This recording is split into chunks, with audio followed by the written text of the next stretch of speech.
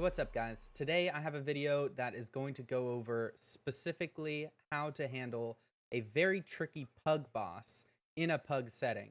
This is a question I've been getting a lot about people. How do I handle the dispels on the first boss in City of Threads? Well, this video is going to cover it, and it's going to make your life and everybody's life in your pug infinitely easier. So the thing that makes this boss tricky is the dispel mechanic. In pugs, this is really difficult because two people every so often are going to get targeted with a magic debuff.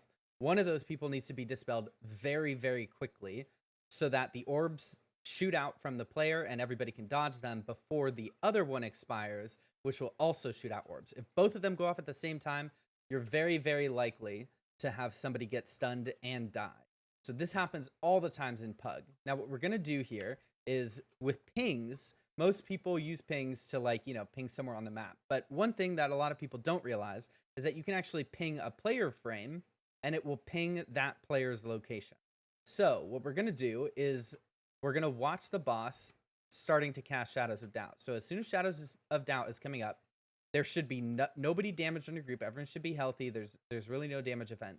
What we're going to do is as soon as Shadows of Doubt starts casting, we're going to have our mouse right near the player frames. You see my mouse pre-positioned on myself. I always plan to dispel myself first because if I get it, I know that I'm positioned well on the edge of the circle away from others.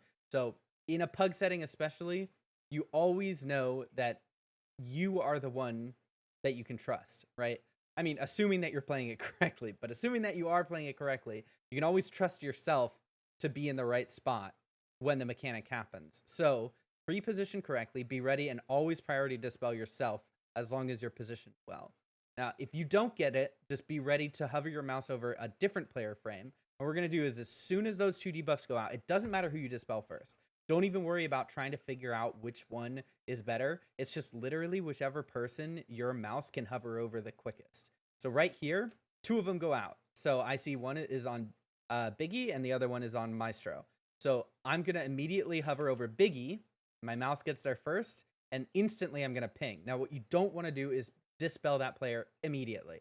You want to give everybody a second or two to react to the positioning, and you want to give everybody a second or two to react to your ping. So the very first thing you're going to do is immediately scroll your mouse over that player frame and use ping.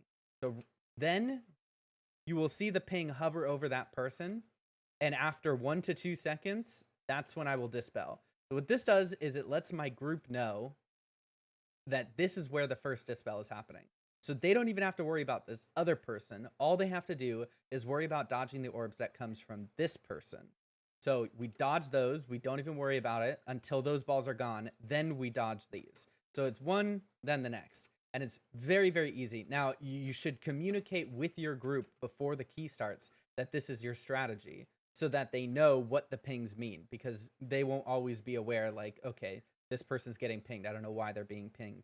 So make sure that you communicate with your team beforehand that, hey, I'm going to be pinging the person that's getting dispelled first. So just dodge the person that gets pinged first, then dodge the second set of orbs. And I guarantee you, I tested this out in like 10 different pugs, and every single pug group I asked about it afterwards, and they said it was completely game changing and that it trivialized the mechanic. Definitely work on this, and I promise you your pugs will love you for it. That's all for this video. I know this one's just a short, brief, single boss breakdown, but this one was giving a lot of people trouble as healers in pugs, so I really wanted to go over this one more in depth. I'm gonna do more boss guides like this where it goes in depth on some of the more difficult to pug boss encounters. I'm gonna focus a lot more on pug stuff this season rather than, high key niche stuff. So hopefully that's more helpful to the community. Last thing, the Wings Is Up merch shop has launched, and I would love it if you guys checked it out. Visit shop.wingsisup.com. You can check out all of the new merch that's available: outerwear, tops, bottoms, accessories, whatever you like, it's probably there. Thank you guys so much for the support for the channel. It means a lot, and I hope you guys enjoyed the video.